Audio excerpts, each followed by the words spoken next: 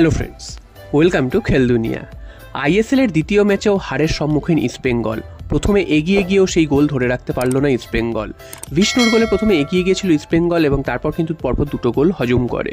তো ম্যাচের শুরুটা কিন্তু একদম অন্যরকম হয়েছিল। ইস্টবেঙ্গল কিন্তু আজকের আনোয়ার আলীকে নামিয়েছিল, যেটা সব থেকে দেখার বিষয় ছিল যে আনোয়ার আলীকে তারা নামায় কিনা। তো আনোয়ার আলী আজকে স্টার্ট করেছে। তো আনোয়ার আলী নামাতে ভাবা হয়েছিল যে ডিফেন্সটা ইস্টবেঙ্গল শক্তপোক্ত হবে, তবে ফার্স্ট হাফটা কিন্তু ইস্টবেঙ্গল অন্যরকমভাবেই খেলছিল। তারা কিন্তু অনেকগুলো অ্যাটাক করেছে, উল্টো দিকে কেরালাও অ্যাটাক করেছে। কেরালা কিন্তু প্রথমে একটি গোলের সুযোগ পেয়েছিল, যেটা বারে লেগে ফিরে আসে। তারপর কিন্তু দুটো দলই কিন্তু খুব অ্যাটাকিং মোডে ছিল এবং বেশ কিছু চান্সেস ক্রিয়েট করেছিল, তবে ব্যর্থতার কারণে সেই চান্সেসগুলো কিন্তু গোলে কনভার্ট হয়নি। তো সেকেন্ড হাফ শুরু হওয়ার পর থেকে কিন্তু ইস্টবেঙ্গল আরও আক্রমণ বাড়ায় এবং 60 মিনিটের পর তারা কিন্তু প্রথম গোলটা পেয়ে যায়। তো সেখান থেকে কিন্তু বিষ্ণু একটা অসাধারণ গোল করে। তো এরপর কিন্তু তার কিছুক্ষণের মধ্যে, অর্থাৎ কয়েক মিনিটের মধ্যেই কিন্তু ইস্টবেঙ্গল গোল হজম করে, একদম পায়ের ফাঁক দিয়ে গোল খায় প্রস্তুকরণ গিল। এবং তারপর কিন্তু ম্যাচটা হাড্ডাহাড্ডি হয়।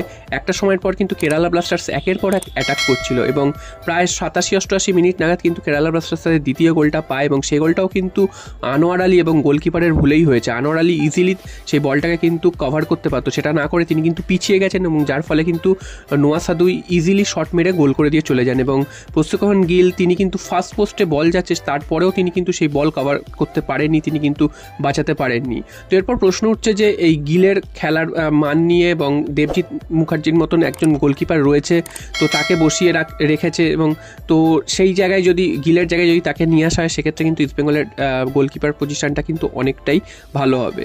তো প্রথম ম্যাচের পর দ্বিতীয় ম্যাচেও কিন্তু হার, তো 2 ম্যাচে 0 পয়েন্ট নিয়ে ইস্টবেঙ্গল কিন্তু লিগ টেবিলে সবার নিচেই থাকলো বলা যায়। এবং কেরালা ব্লাস্টার্স কিন্তু জয় ফিরে আসলো, এটাও কিন্তু কেরালা ব্লাস্টার্সের জন্য একটা ভালো দিক। এরপর চলে আসি মোহনবাগানের খবরে। তো মোহনবাগানের নতুন বিদেশি, অর্থাৎ সপ্তম বিদেশি নুনো রেইস, তিনি কিন্তু কলকাতায় চলে এসেছেন আজকের, এবং কিছুক্ষণ আগেই তিনি কলকাতা বিমানবন্দরে পা রেখেছেন এবং আগামীকাল থেকে হয়তো তাকে মোহনবাগান প্র্যাকটিসেও দেখা যাবে। যদিও আগামীকাল মোহনবাগান প্র্যাকটিস হবে না, কারণ আগামীকাল মোহনবাগানের ম্যাচ রয়েছে।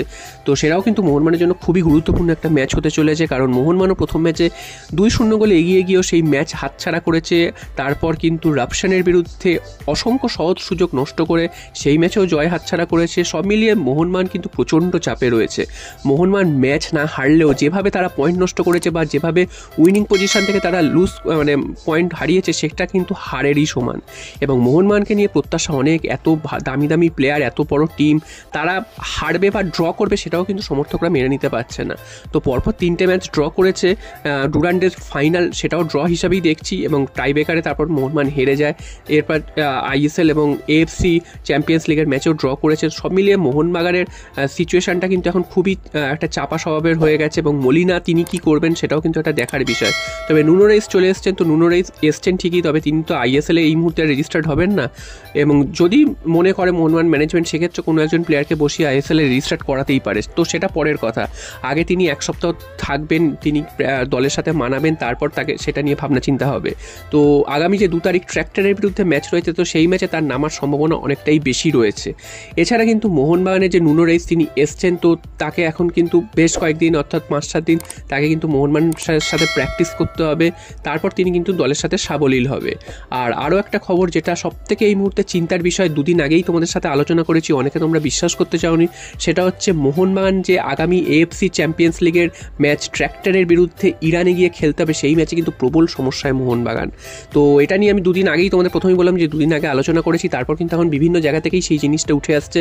তো সমস্যাটা তোমরা অলরেডি জেনেই গেছো যে ইরানে গিয়ে খেলা কিন্তু যে কোনো বিদেশি নাগরিকের পক্ষেই একটা সমস্যার, এবং অস্ট্রেলিয়ান যারা রয়েছে তাদের তো আরও বেশি সমস্যা। অস্ট্রেলিয়া থেকে স্ট্রিক্টলি নিষিদ্ধ করা রয়েছে যে ইরানে কোনো অস্ট্রেলিয়ান নাগরিক যেতে পারবে না। তারপরেও যদি তারা নিজেদের দায়িত্বে যায়, সেটা আলাদা ব্যাপার, এবং ম্যানেজমেন্ট যদি কোনো আলাদা ব্যবস্থা করতে পারে, সেটা তো ভালোই হবে। তবে এই মুহূর্তে যা খবর, শুধু অস্ট্রেলিয়ানরা নয়, অন্যান্য বিদেশিদেরও কিন্তু যাওয়ার ক্ষেত্রে একটা সমস্যা তৈরি হবে। অন্যান্য দেশের ক্ষেত্রে নিষেধাজ্ঞা নেই ঠিকই, তবে ইরানে যদি কোনো নাগরিক যায়, সেক্ষেত্রে কিন্তু সেই তার উপর যে পাসপোর্টের উপর যে স্ট্যাম্প মারা হয়, সেই স্ট্যাম্পটা একবার পড়ে গেলে তারপর অন্য কোনো দেশে ট্রাভেল করতে সেই সব বিদেশিদের কিন্তু সমস্যার সম্মুখীন হতে হবে। শুধু বিদেশিদের না, ভারতীয়দের ক্ষেত্রেও কিন্তু এই সমস্যার সম্মুখীন হতে হবে। তো ইরানে যাওয়ার ক্ষেত্রে কিন্তু অন্যান্য অনেক দেশের নিষেধাজ্ঞা আছে, অনেক সমস্যা রয়েছে। তো সেখানে যদি কোনো দল ট্রাভেল করে এবং সেই সব বিদেশিদের ভিসা বা পাসপোর্টে যদি সেই স্ট্যাম্প মারা হয়, তো সেই স্ট্যাম্প কিন্তু পরবর্তীকালে অন্যান্য দেশে তাদের ঢোকার একটা সমস্যা তৈরি হতে করতে পারে, সেজন্য অনেকেই রিস্ক নিতে চায় না ইরানে খেলতে যাওয়ার।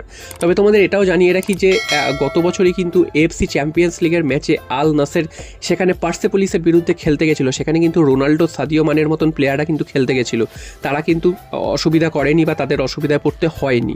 তো আশা করা যাচ্ছে মোহনবাগান ম্যানেজমেন্ট এর বিকল্প কোনো রাস্তা খুঁজে বার করবে এবং সমস্ত প্লেয়ার মোহনবাগানের যেন সেরা একাদশ তাদেরকেই নিয়ে যেতে পারে, সমস্ত বিদেশি সমেত, এবং সেখানে যেন সমস্ত বিদেশির যে সুবিধা সেই সুবিধাটাও নিতে পারে।